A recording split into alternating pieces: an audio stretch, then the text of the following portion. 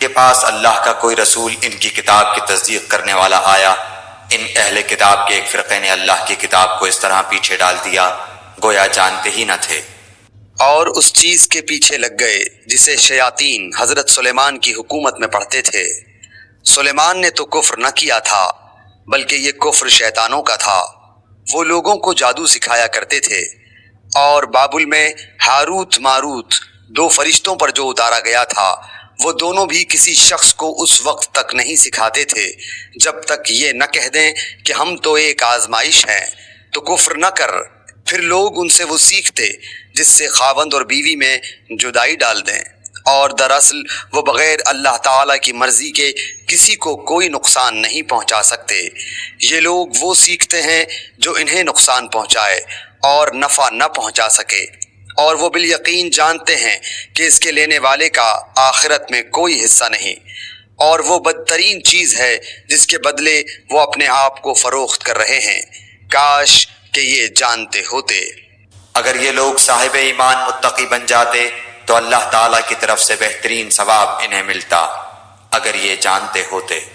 اے ایمان والو، تم نبی صلی اللہ علیہ وآلہ وسلم کو رائنا نہ کہا کرو بلکہ انظرنا کہو، یعنی ہماری طرف دیکھیے اور سنتے رہا کرو، اور کافروں کے لیے دردناک عذاب ہے۔ نہ تو اہل کتاب کے کافر اور نہ مشرکین چاہتے ہیں کہ تم پر تمہارے رب کی کوئی بھلائی نازل ہو۔ ان کے اس حسد سے کیا ہوا اللہ تعالیٰ جسے چاہے اپنی رحمت خصوصیت سے عطا فرمائے۔ اللہ تعالیٰ بڑے فضل والا ہے۔ جس آیت کو ہم منسوخ کر دیں یا بھلا دیں اس سے بہتر یا اس جیسی اور لاتے ہیں۔ کیا تو نہیں جانتا کہ اللہ تعالیٰ ہر چیز پر قادر ہے؟ کیا تجھے علم نہیں کہ زمین و آسمان کا مالک اللہ ہی کے لیے ہے، اور اللہ کے سوا تمہارا کوئی ولی اور مددگار نہیں؟ کیا تم اپنے رسول سے یہی پوچھنا چاہتے ہو جو اس سے پہلے موسیٰ علیہ السلام سے پوچھا گیا تھا؟ سنو، ایمان کو کفر سے بدلنے والا سیدھی راہ سے بھٹک جاتا ہے۔ ان اہل کتاب کے اکثر لوگ باوجود حق واضح ہو جانے کے محض حسد و بغض کی بنا پر تمہیں بھی ایمان سے ہٹا دینا چاہتے ہیں۔ تم بھی معاف کرو اور چھوڑو یہاں تک کہ اللہ تعالیٰ اپنا حکم لائے۔ یقیناً اللہ تعالیٰ ہر چیز پر قدرت رکھتا ہے۔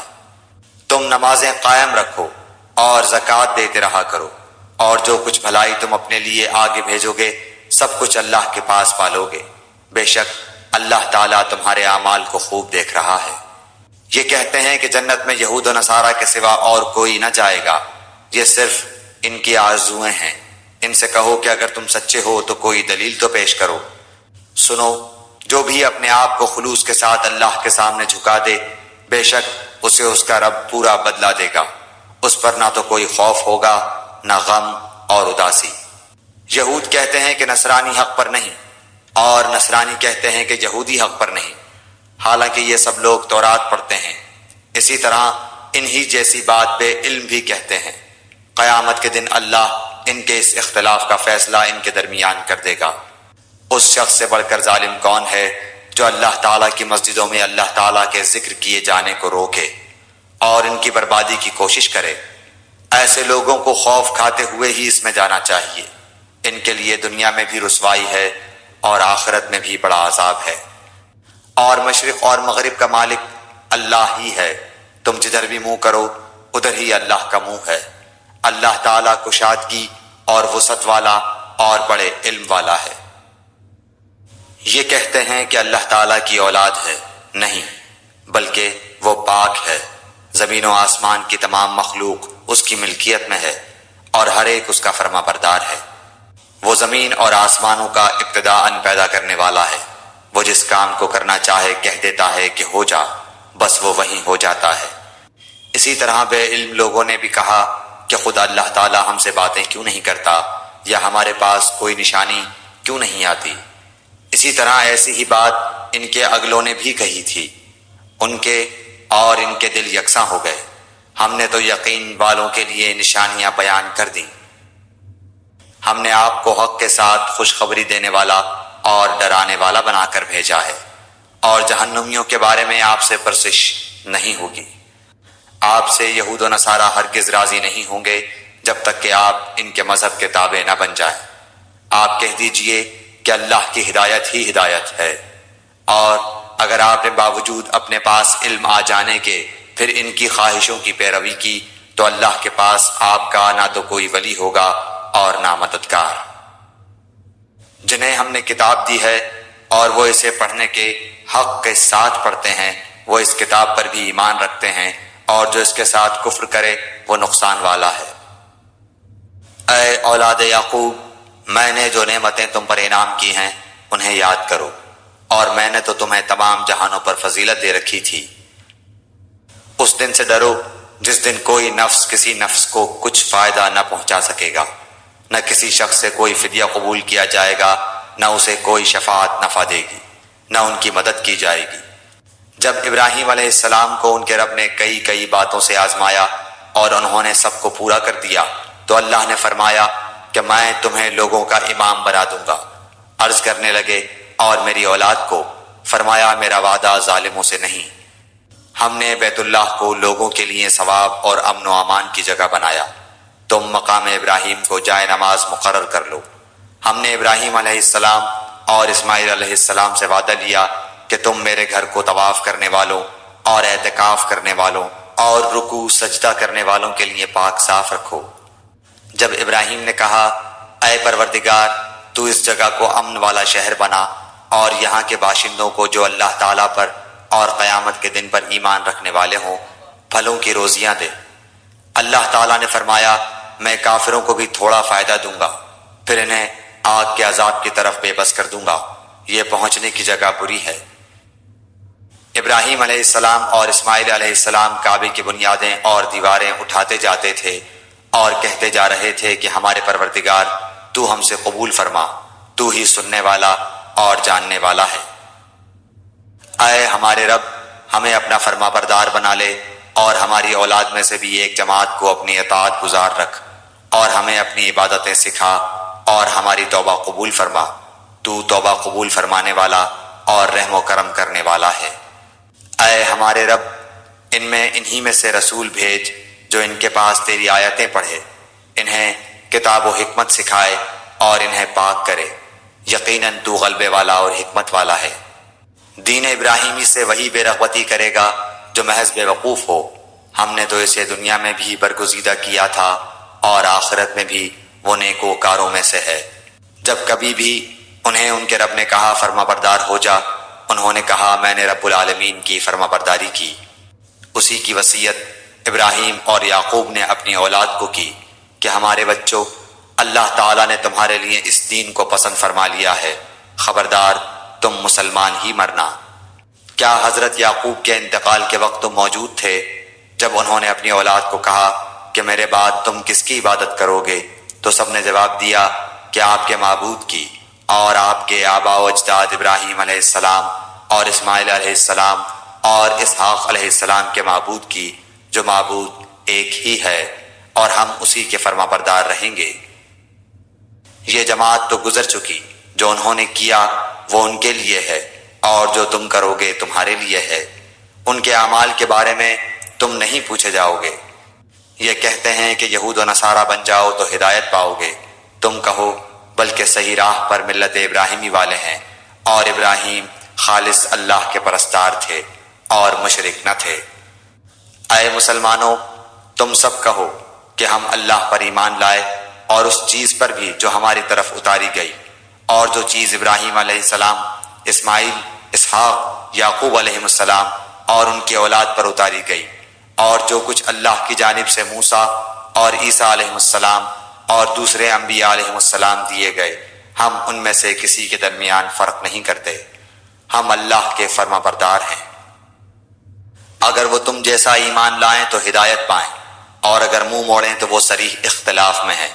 اللہ تعالیٰ ان سے ان قریب آپ کی کفایت کرے گا، اور وہ خوب سننے اور جاننے والا ہے۔ اللہ کا رنگ اختیار کرو، اور اللہ تعالیٰ سے اچھا رنگ کس کا ہوگا؟ ہم تو اسی کی عبادت کرنے والے ہیں۔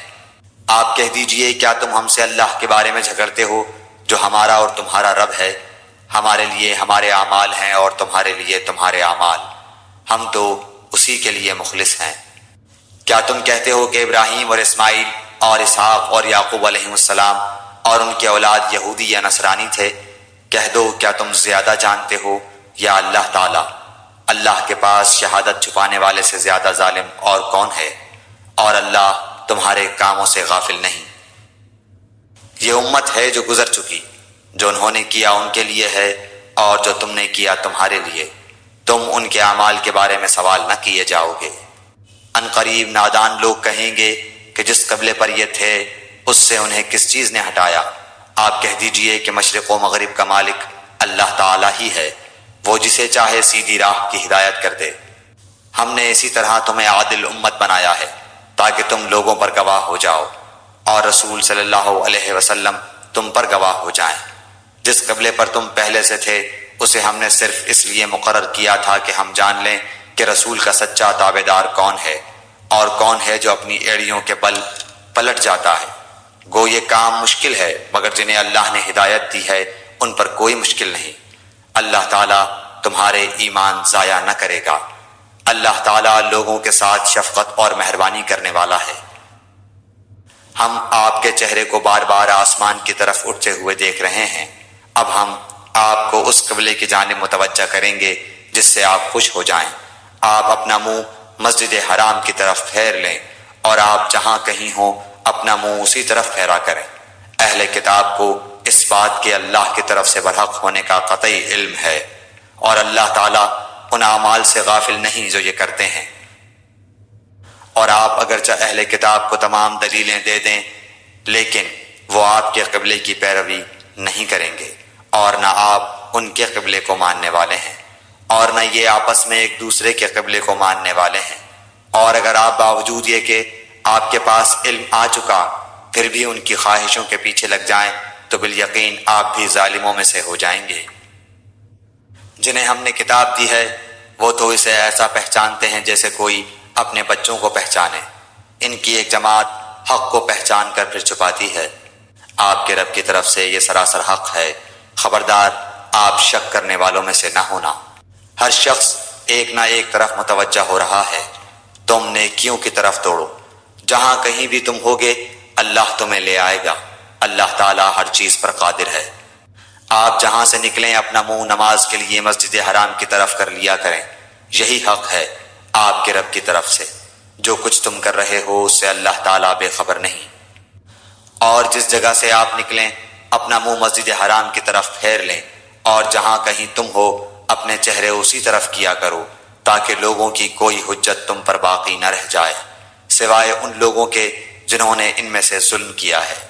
تم ان سے نہ ڈرو، مجھ ہی سے ڈرو، اور تاکہ میں اپنی نعمت تم پر پوری کروں، اور اس لیے بھی کہ تم راہ راست پاؤ۔ جس طرح ہم نے تم ہی میں سے رسول بھیجا جو ہماری آیتیں تمہارے سامنے تلاوت کرتا ہے اور تمہیں پاک کرتا ہے، اور تمہیں کتاب و حکمت اور وہ چیزیں سکھاتا ہے جن سے تم بے علم تھے۔ اس لیے تم میرا ذکر کرو، میں بھی تمہیں یاد کروں گا، میری شکر گزاری کرو اور ناشکری سے بچو۔ اے ایمان والو، صبر اور نماز کے ذریعے مدد چاہو، اللہ تعالیٰ صبر والوں کا ساتھ دیتا ہے۔ اور اللہ تعالیٰ کی راہ کے شہیدوں کو مردہ مت کہو، وہ زندہ ہیں لیکن تم نہیں سمجھتے۔ اور ہم کسی نہ کسی طرح تمہاری آزمائش ضرور کریں گے، دشمن کے ڈر سے، بھوک پیاس سے، مال و جان اور پھلوں کی کمی سے، اور ان صبر کرنے والوں کو خوشخبری دے دیجیے جنہیں جب کوئی مصیبت آتی ہے تو کہہ دیا کرتے ہیں کہ ہم تو خود اللہ تعالیٰ کی ملکیت ہیں اور ہم اسی کی طرف لوٹنے والے ہیں۔ ان پر ان کے رب کی نوازشیں اور رحمتیں ہیں، اور یہی لوگ ہدایت یافتہ ہیں۔ صفا اور مروہ اللہ تعالیٰ کی نشانیوں میں سے ہیں، اس لیے بیت اللہ کا حج و عمرہ کرنے والے پر ان کا طواف کر لینے میں بھی کوئی گناہ نہیں۔ اپنی خوشی سے بھلائی کرنے والوں کا اللہ قدردان ہے اور انہیں خوب جاننے والا ہے۔ جو لوگ ہماری اتاری ہوئی دلیلوں اور ہدایت کو چھپاتے ہیں باوجود یہ کہ ہم اسے اپنی کتاب میں لوگوں کے لیے بیان کر چکے ہیں، ان لوگوں پر اللہ کی اور تمام لعنت کرنے والوں کی لعنت ہے۔ مگر وہ لوگ جو توبہ کر لیں اور اصلاح کر لیں اور بیان کر دیں تو میں ان کی توبہ قبول کر لیتا ہوں، اور میں توبہ قبول کرنے والا اور رحم و کرم کرنے والا ہوں۔ یقیناً جو کفار اپنے کفر میں ہی مر جائیں ان پر اللہ تعالیٰ کی، فرشتوں کی اور تمام لوگوں کی لعنت ہے، جس میں یہ ہمیشہ رہیں گے، نہ ان سے عذاب ہلکا کیا جائے گا اور نہ انہیں ڈھیل دی جائے گی۔ تم سب کا معبود ایک ہی معبود ہے، اس کے سوا کوئی معبود برحق نہیں، وہ بہت رحم کرنے والا اور بڑا مہربان ہے۔ آسمانوں اور زمین کی پیدائش، رات دن کا ہیر پھیر، کشتیوں کا لوگوں کو نفع دینے والی چیزوں کو لیے ہوئے سمندروں میں چلنا، آسمان سے پانی اتار کر مردہ زمین کو زندہ کر دینا، اس میں ہر قسم کے جانوروں کو پھیلا دینا، ہواؤں کے رخ بدلنا اور بادل جو آسمان اور زمین کے درمیان مسخر ہیں، ان میں عقل مندوں کے لیے قدرت الہی کی نشانیاں ہیں۔ بعض لوگ ایسے بھی ہیں جو اللہ کے شریک اوروں کو ٹھہرا کر ان سے ایسی محبت رکھتے ہیں جیسی محبت اللہ سے ہونی چاہیے، اور ایمان والے اللہ کی محبت میں بہت سخت ہوتے ہیں۔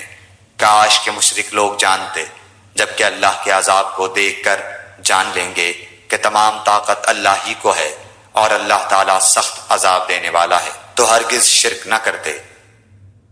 جس وقت پیشوا لوگ اپنے تابع داروں سے بیزار ہو جائیں گے اور عذاب کو اپنی آنکھوں سے دیکھ لیں گے اور کل رشتے ناطے ٹوٹ جائیں گے، اور تابع دار لوگ کہنے لگیں گے کاش ہم دنیا کی طرف دوبارہ جائیں تو ہم بھی ان سے ایسے ہی بیزار ہو جائیں جیسے یہ ہم سے ہیں۔ اسی طرح اللہ تعالیٰ انہیں ان کے اعمال دکھائے گا، ان کو حسرت دلانے کو، یہ ہرگز جہنم سے نہ نکلیں گے۔ لوگو، زمین میں جتنی بھی حلال اور پاکیزہ چیزیں ہیں انہیں کھاؤ پیو اور شیطانی راہ پر نہ چلو، وہ تمہارا کھلا ہوا دشمن ہے۔ وہ تمہیں صرف برائی اور بے حیائی کا اور اللہ تعالیٰ پر ان باتوں کے کہنے کا حکم دیتا ہے جن کا تمہیں علم نہیں، اور ان سے جب کبھی کہا جاتا ہے کہ اللہ تعالیٰ کی اتاری ہوئی کتاب کی تابع داری کرو تو جواب دیتے ہیں کہ ہم تو اس طریقے کی پیروی کریں گے جس پر ہم نے اپنے باپ دادوں کو پایا، گو ان کے باپ دادے بے عقل اور گم کردہ راہ ہوں۔ کفار کی مثال ان جانوروں کی طرح ہے جو اپنے چرواہے کی صرف پکار اور آواز ہی کو سنتے ہیں، سمجھتے نہیں۔ وہ بہرے، گونگے اور اندھے ہیں، انہیں عقل نہیں۔ اے ایمان والو، جو پاکیزہ چیزیں ہم نے تمہیں دے رکھی ہیں انہیں کھاؤ پیو اور اللہ تعالیٰ کا شکر کرو اگر تم خاص اسی کی عبادت کرتے ہو۔ تم پر مردہ اور بہا ہوا خون اور سور کا گوشت اور ہر وہ چیز جس پر اللہ کے سوا دوسروں کا نام پکارا گیا ہو حرام ہے۔ پھر جو مجبور ہو جائے اور وہ حد سے بڑھنے والا اور زیادتی کرنے والا نہ ہو، اس پر ان کے کھانے میں کوئی گناہ نہیں، اللہ تعالیٰ بخشش کرنے والا مہربان ہے۔ بے شک جو لوگ اللہ تعالیٰ کی اتاری ہوئی کتاب چھپاتے ہیں اور اسے تھوڑی تھوڑی سی قیمت پر بیچتے ہیں، یقین مانو کہ یہ اپنے پیٹ میں آگ بھر رہے ہیں۔ قیامت کے دن اللہ تعالیٰ ان سے بات بھی نہ کرے گا، نہ انہیں پاک کرے گا، بلکہ ان کے لیے دردناک عذاب ہے۔ یہ وہ لوگ ہیں جنہوں نے گمراہی کو ہدایت کے بدلے اور عذاب کو مغفرت کے بدلے خرید لیا ہے۔ یہ لوگ آگ کا عذاب کتنا برداشت کرنے والے ہیں۔ ان عذابوں کا باعث یہی ہے کہ اللہ تعالیٰ نے سچی کتاب اتاری اور اس کتاب میں اختلاف کرنے والے یقیناً دور کے خلاف میں ہیں۔ ساری اچھائی مشرق و مغرب کی طرف منہ کرنے میں ہی نہیں، بلکہ حقیقتاً اچھا وہ شخص ہے جو اللہ تعالیٰ پر، قیامت کے دن پر، فرشتوں پر، کتاب اللہ پر اور نبیوں پر ایمان رکھنے والا ہو، جو مال سے محبت کرنے کے باوجود قرابت داروں، یتیموں، مسکینوں، مسافروں اور سوال کرنے والے کو دے، غلاموں کو آزاد کرے، نماز کی پابندی اور زکوٰۃ کی ادائیگی کرے، جب وعدہ کرے تب اسے پورا کرے، تنگ دستی، دکھ درد اور لڑائی کے وقت صبر کرے، یہی سچے لوگ ہیں اور یہی پرہیزگار ہیں۔ اے ایمان والو، تم پر مقتولوں کا قصاص لینا فرض کیا گیا ہے، آزاد آزاد کے بدلے، غلام غلام کے بدلے، عورت عورت کے بدلے۔ ہاں، جس کسی کو اس کے بھائی کی طرف سے کچھ معافی دے دی جائے اسے بھلائی کی اتباع کرنی چاہیے اور آسانی کے ساتھ دیت ادا کرنی چاہیے۔ تمہارے رب کی طرف سے یہ تخفیف اور رحمت ہے، اس کے بعد بھی جو سرکشی کرے اسے دردناک عذاب ہوگا۔ عقل مندو، قصاص میں تمہارے لیے زندگی ہے، اس باعث تم قتل ناحق سے رکو گے۔ تم پر فرض کر دیا گیا ہے کہ جب تم میں سے کوئی مرنے لگے اور مال چھوڑ جاتا ہو تو اپنے ماں باپ اور قرابت داروں کے لیے اچھائی کے ساتھ وصیت کر جائے، پرہیزگاروں پر یہ حق اور ثابت ہے۔ اب جو شخص اسے سننے کے بعد بدل دے اس کا گناہ بدلنے والے پر ہی ہوگا، واقعی اللہ تعالیٰ سننے والا جاننے والا ہے۔ ہاں، جو شخص وصیت کرنے والے کی جانبداری یا گناہ کی وصیت کر دینے سے ڈرے، پس وہ ان میں آپس میں اصلاح کرا دے تو اس پر گناہ نہیں، اللہ تعالیٰ بخشنے والا مہربان ہے۔ اے ایمان والو، تم پر روزے رکھنا فرض کیا گیا جس طرح تم سے پہلے لوگوں پر فرض کیے گئے تھے، تاکہ تم تقوی اختیار کرو۔ گنتی کے چند ہی دن ہیں، لیکن تم میں سے جو شخص بیمار ہو یا سفر میں ہو تو وہ اور دنوں میں گنتی کو پورا کر لے، اور اس کی طاقت رکھنے والے فدیہ میں ایک مسکین کو کھانا دیں۔ پھر جو شخص نیکی میں سبقت کرے وہ اسی کے لیے بہتر ہے، لیکن تمہارے حق میں بہتر کام روزے رکھنا ہی ہے اگر تم باعلم ہو۔ ماہ رمضان وہ ہے جس میں قرآن اتارا گیا، جو لوگوں کو ہدایت کرنے والا ہے، اور جس میں ہدایت کی اور حق و باطل کی تمیز کی نشانیاں ہیں۔ تم میں سے جو شخص اس مہینے کو پائے اسے روزہ رکھنا چاہیے۔ ہاں، جو بیمار ہو یا مسافر ہو اسے دوسرے دنوں میں یہ گنتی پوری کرنی چاہیے۔ اللہ تعالیٰ کا ارادہ تمہارے ساتھ آسانی کا ہے، سختی کا نہیں۔ وہ چاہتا ہے کہ تم گنتی پوری کر لو، اور اللہ تعالیٰ کے دی ہوئی ہدایت پر اس کی بڑائیاں بیان کرو اور اس کا شکر کرو۔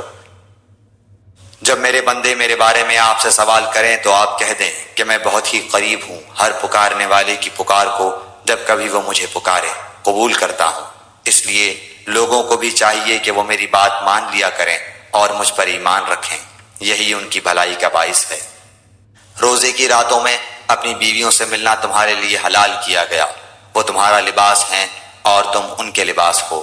تمہاری پوشیدہ خیانتوں کا اللہ تعالیٰ کو علم ہے، اس نے تمہاری توبہ قبول فرما کر تم سے درگزر فرما لیا۔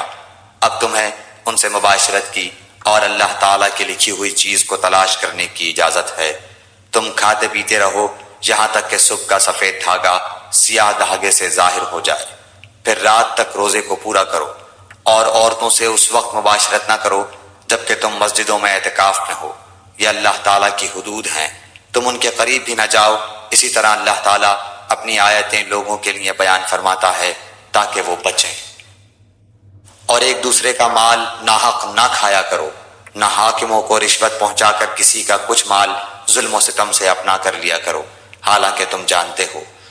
لوگ آپ سے چاند کے بارے میں سوال کرتے ہیں، آپ کہہ دیجئے کہ یہ لوگوں کی عبادت کے وقتوں اور حج کے موسم کے لیے ہے، احرام کی حالت میں، اور گھروں کے پیچھے سے تمہارا آنا کچھ نیکی نہیں، بلکہ نیکی والا وہ ہے جو متقی ہو۔ اور گھروں میں تو دروازوں میں سے آیا کرو، اور اللہ سے ڈرتے رہو تاکہ تم کامیاب ہو جاؤ۔ لڑو اللہ کی راہ میں ان سے جو تم سے لڑتے ہیں، اور زیادتی نہ کرو، اللہ تعالیٰ زیادتی کرنے والوں کو پسند نہیں فرماتا۔ انہیں مارو جہاں بھی پاؤ، اور انہیں نکالو جہاں سے انہوں نے تمہیں نکالا ہے، اور سنو فتنہ قتل سے زیادہ سخت ہے، اور مسجد حرام کے پاس ان سے لڑائی نہ کرو جب تک کہ یہ خود تم سے نہ لڑیں۔ اگر یہ تم سے لڑیں تو تم بھی انہیں مارو، کافروں کا بدلہ یہی ہے۔ اگر یہ باز آ جائیں تو اللہ تعالیٰ بخشنے والا مہربان ہے۔ ان سے لڑو جب تک کہ فتنہ نہ مٹ جائے اور اللہ تعالیٰ کا دین غالب نہ آ جائے۔ اگر یہ رک جائیں تو تم بھی رک جاؤ، زیادتی تو صرف ظالموں پر ہی ہے۔ حرمت والے مہینے حرمت والے مہینوں کے بدلے ہیں، اور حرمتیں عدل بدلے کی ہیں۔ جو تم پر زیادتی کرے تم بھی اس پر اسی کے مثل زیادتی کرو جو تم پر کی ہے، اور اللہ تعالیٰ سے ڈرتے رہا کرو، اور جان رکھو کہ اللہ تعالیٰ پرہیزگاروں کے ساتھ ہے۔ اللہ تعالیٰ کی راہ میں خرچ کرو اور اپنے ہاتھوں ہلاکت میں نہ پڑو، اور سلوک و احسان کرو، اللہ تعالیٰ احسان کرنے والوں کو دوست رکھتا ہے۔ حج اور عمرے کو اللہ تعالیٰ کے لیے پورا کرو۔ ہاں، اگر تم روک لیے جاؤ تو جو قربانی میسر ہو اسے کر ڈالو، اور اپنے سر نہ منڈواؤ جب تک کہ قربانی قربان گاہ تک نہ پہنچ جائے۔ البتہ تم میں سے جو بیمار ہو یا اس کے سر میں کوئی تکلیف ہو جس کی وجہ سے سر منڈا لے تو اس پر فدیہ ہے، خواہ روزے رکھ لے، خواہ صدقہ دے دے، خواہ قربانی کرے۔ بس جب تم امن کی حالت میں ہو جاؤ تو جو شخص عمرے سے لے کر حج تک تمتع کرے، بس اسے جو قربانی میسر ہو اسے کر ڈالے۔ جسے طاقت ہی نہ ہو وہ 3 روزے تو حج کے دنوں میں رکھ لے اور 7 واپسی میں، یہ پورے 10 ہو گئے۔ یہ حکم ان کے لیے ہے جو مسجد حرام کے رہنے والے نہ ہوں۔ لوگو اللہ سے ڈرتے رہو اور جان لو کہ اللہ تعالیٰ سخت عذاب والا ہے۔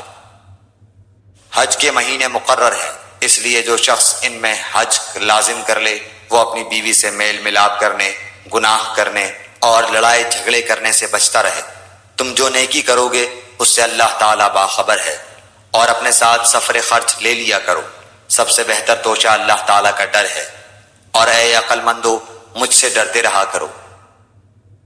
تم پر اپنے رب کا فضل تلاش کرنے میں کوئی گناہ نہیں۔ جب تم عرفات سے لوٹو تو مشعر حرام کے پاس ذکر الہی کرو اور اس کا ذکر کرو جیسے کہ اس نے تمہیں ہدایت دی، حالانکہ تم اس سے پہلے راہ بھولے ہوئے تھے۔